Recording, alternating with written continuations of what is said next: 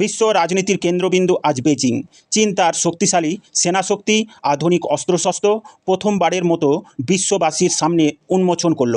কাঁধে কাঁধ মিলিয়ে উপস্থিত রাশিয়ার প্রেসিডেন্ট ভ্লাদিমির পুতিন, উত্তর কোরিয়ার কিম জং উন সহ বিশ্বের ২৬ জন নেতার অংশগ্রহণ যেন স্পষ্ট বার্তা, এই বিশ্বে নতুন শক্তির সমীকরণ গড়ে উঠছে। তাহলে কি এক নতুন ঠান্ডা যুদ্ধের সূচনা হলো? আজ আমরা বিশ্লেষণ করব এই মহাসামরিক প্রদর্শনীর ভূ রাজনৈতিক গুরুত্ব। স্ক্রিনে দেখুন, সংবাদ মাধ্যমে আর্টিকেল দেওয়া হলো, সম্পূর্ণ বিশ্লেষণ পুরো ভিডিওটা দেখবেন। ৩রা সেপ্টেম্বর ২০২৫ বেজিংয়ে তিয়ানআনমেন স্কোয়ারে আয়োজন করা হলো দ্বিতীয় বিশ্বযুদ্ধের সমাপ্তির ৮০তম বছর পূর্তি স্মরণে সামরিক কুচকাওয়াজ। এতে প্রথমবারের মতো চীন প্রদর্শন করল তার হাইপারসনিক মিসাইল, লেজার অস্ত্র, ড্রোন প্রযুক্তি ও দূরপাল্লার ব্যালিস্টিক ক্ষেপণাস্ত্র। প্রেসিডেন্ট শি জিনপিং ঘোষণা দিলেন, চীনের পুনর্জাগরণকে আর থামানো যাবে না।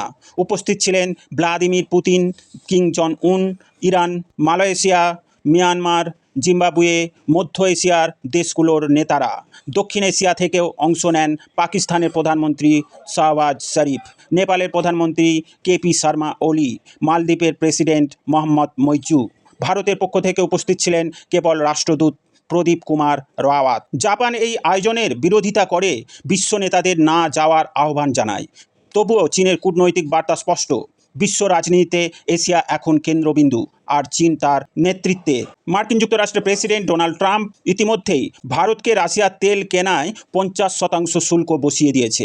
এদিকে আমেরিকার অন্দরমহলে ভারত নিয়ে ব্যাপক গুঞ্জন, যে ভারতকে আমেরিকার পক্ষে আনার জন্য ২০ বছর পরিশ্রম করেছে আমেরিকা, তাকে এভাবে রাশিয়া ও চীনের দিকে ঠেলে দেওয়া উচিত হয়নি। এদিকে ভারতও খুব সতর্ক পা ফেলছে। মেরুকরণের দাবি উপেক্ষা করে ভারত নিরপেক্ষ।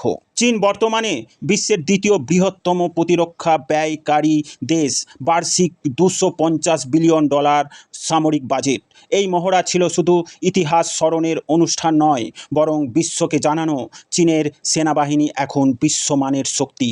পুতিন ও কিমের একসাথে উপস্থিতি দেখাচ্ছে যে যুক্তরাষ্ট্র ও তার মিত্রদের বিরুদ্ধে এক নতুন ব্লক তৈরি হচ্ছে। ইউক্রেন যুদ্ধের সময় রাশিয়াকে সমর্থন দিচ্ছে চীন, আর কোরিয়াকে নিয়ে আসছে একই কাতারে। ভারতের প্রতিবেশী রাষ্ট্র পাকিস্তান, নেপাল, মালদ্বীপ সবাই অংশ নিলেও ভারত কেবলমাত্র রাষ্ট্রদূত পাঠিয়েছে। এতে বোঝা যাচ্ছে ভারত এখনও মার্কিন যুক্তরাষ্ট্রের সঙ্গে সামঞ্জস্য রাখতে চাইছে। তবে চীন রাশিয়ার পক্ষের চাপও উপেক্ষা করা সম্ভব হচ্ছে না। জাপান এই প্রদর্শনীকে দ্বিতীয় বিশ্বযুদ্ধের ঐতিহাসিক স্মৃতিকে রাজনৈতিক ব্যবহার বলে অভিযোগ করেছে। এতে নতুন করে চীন জাপান দ্বন্দ্ব বাড়বে, আর আমেরিকা এতে জাপানের পাশে দাঁড়াবে। এটি ছিল শুধু সামরিক প্রদর্শন নয়, বরং স্পষ্ট এক বার্তা, ভবিষ্যতে চীন হবে বিশ্ব পরিচালক। এশিয়ার নতুন শক্তির কেন্দ্র হচ্ছে চীন। পশ্চিমা ব্লকের বিপরীতে চীন, রাশিয়া, উত্তর কোরিয়া, ইরান, দক্ষিণ এশিয়ার অংশবিশেষে একটি বড় জোট গড়ে উঠছে। ফলে বিশ্ব দ্রুত এক বহুদ্রবীয় ক্ষমতার ভারসাম্য এগোচ্ছে। চীনের এই সামরিক কুচকাওয়াজ শুধু ইতিহাস স্মরণের অনুষ্ঠান নয়, এটি ভবিষ্যৎ বিশ্ব রাজনীতির দিক নির্দেশনা। প্রশ্ন হলো, ভারত কোন দিকে যাবে? যুক্তরাষ্ট্রের পাশে থেকে, নাকি চীন রাশিয়া ব্লকের সাথে ভারসাম্য রক্ষা করে? আগামী বছরগুলোতে এই সমীকরণই বদলে দেবে বিশ্ব রাজনীতি। প্রিয় দর্শক, সম্পূর্ণ ভিডিও সম্বন্ধে আপনাদের মতামত অবশ্যই কমেন্টের মাধ্যমে জানাবেন। ভিডিও ভালো লাগলে লাইক ও শেয়ার করবেন। ডিফেন্স, ফরেন পলিসি ও জিও পলিটিক্স রিলেটেড খবর পেতে এই গ্লোবাল নলেজ বাংলা চ্যানেলটিকে সাবস্ক্রাইব করে আমাদের সাথে জুড়ে থাকুন। সকলকে জানাই আন্তরিক ধন্যবাদ।